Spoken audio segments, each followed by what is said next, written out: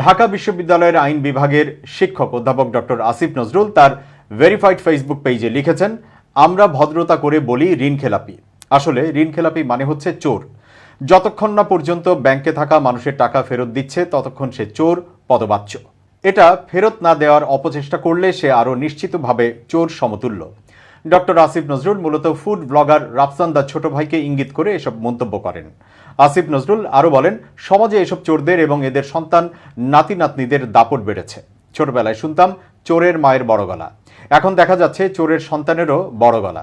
সেই গলায় তাল মেলানোর মানুষও আবার আছে এখন সমাজে। ভালোই উন্নতি হচ্ছে আমাদের।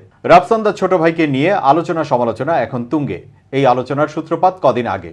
বাবাকে একটা অডি গাড়ি উপহার দিয়েছেন এই কন্টেন্ট ক্রিয়েটর।